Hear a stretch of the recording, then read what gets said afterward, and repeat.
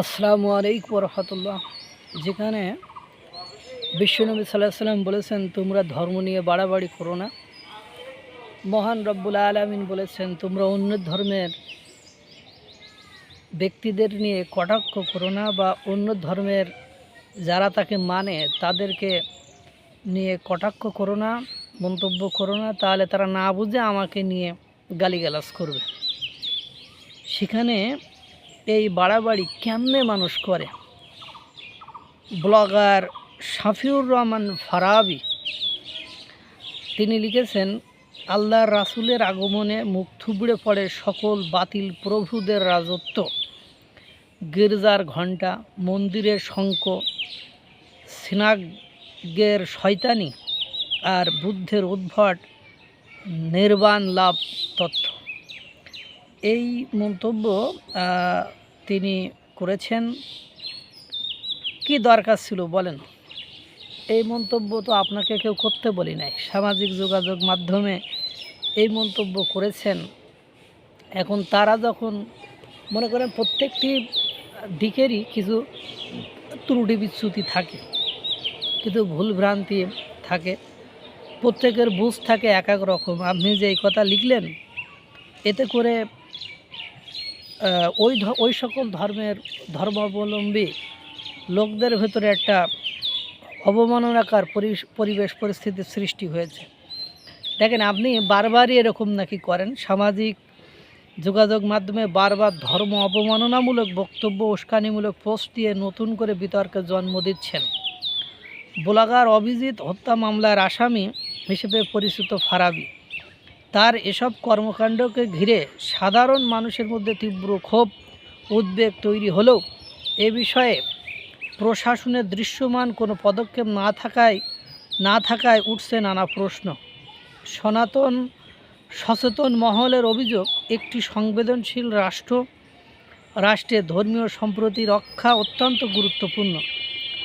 সেখানে ধারাবাহিকভাবে উস্কানিমূলক বক্তব্য প্রচার শুধু আইন বিরোধী নয়, বরং সমাজে অস্থিরতা তৈরির অপচেষ্টা। অথচ দীর্ঘদিন ধরে একই ধরনের অভিযোগ ওঠার পরেও কার্যকর ব্যবস্থা না নেওয়ায় প্রশাসনের ভূমিকা নিয়ে সন্দেহ তৈরি হয়েছে। সামাজিক মাধ্যমে এ নিয়ে চলছে ব্যাপক আলোচনা সমালোচনা। অনেকেই প্রশ্ন তুলছেন, আইন কি সবার জন্য সমান, নাকি বিশেষ কারণে বারবার ছাড় পাচ্ছেন তিনি?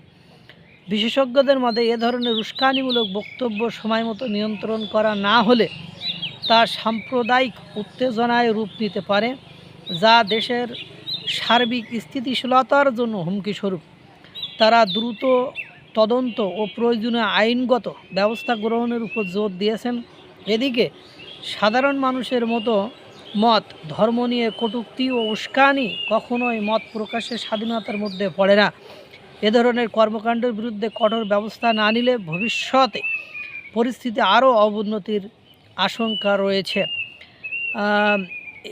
একই ব্যক্তি বারবার একই ধরনের অভিযোগে অভিযুক্ত হওয়া সত্ত্বেও কেন তার বিরুদ্ধে কার্যকর পদক্ষেপ নেওয়া হচ্ছে না, এ প্রশ্নের স্পষ্ট জবাব এখন প্রশাসনের কাছ থেকে অনেকে প্রত্যাশা করছে দেশব্যাপী।